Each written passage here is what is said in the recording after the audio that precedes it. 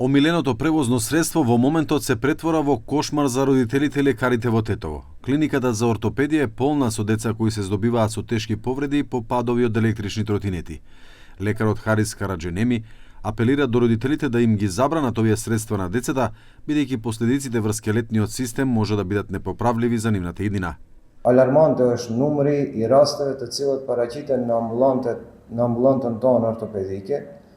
Apelojmë te prindërit posaçërisht, edhe te institucionet shtetërore që të bëjnë çmos për parandalimin e përdorimit të trotinetëve nga grup moshat e faktikisht fëmijëve.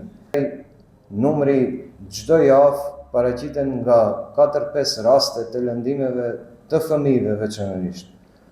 Shfrytëzoj rastin edhe një herë të bëj apel të parandalohet përdorimi I trotinetëve nga fëmijët. Disa nga këto lëndimet shkaktohen edhe në zonat e rritjes të eshtrave.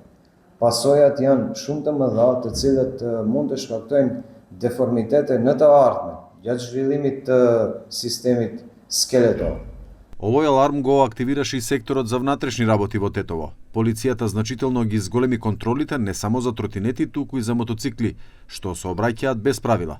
Само вчера во регионот на Тетово се откриени десетици прекршоци, при што имало И конфискации на возила. Sektori për punë të brendshme Tetovo dhe në përgjithësi Ministria e Punëve të Brendshme ka rritur pra masat dhe aktivitetet kontrolluese, ka intensifikuar të njëjtat me qëllim të zboglimit të numrit të shkeljeve të cilat ndodhin dhe sankcionimit të drejtuesve të cilët nuk I respektojnë rregullat dhe dispozitat ligjore në komunikacion. Kështu që vetëm gjatë ditës së djeshme në rajonin ton, pra në rajonin e Tetovës, janë konstatuar gjithsej 10 shkelje të cilat kanë kryer kjo kategori e drejtuesve, për të cilave 5 kanë të bëjnë me mosmbajtjen e helmetës mbrojtëse, 4 kanë të bëjnë me veprën penale drejtimi pa kujdesshëm I automjetit pra të dënueshme sipas neni 297 të kodit penal.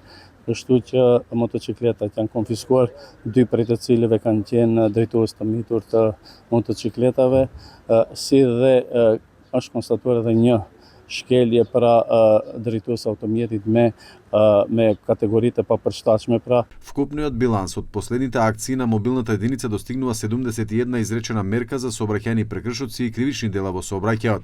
Властите најавуваат дека строгите контроли ќе продолжат. Целта е спречување на несреќи со фатални последици пред тротинетите И моторите да одземат човечки животи.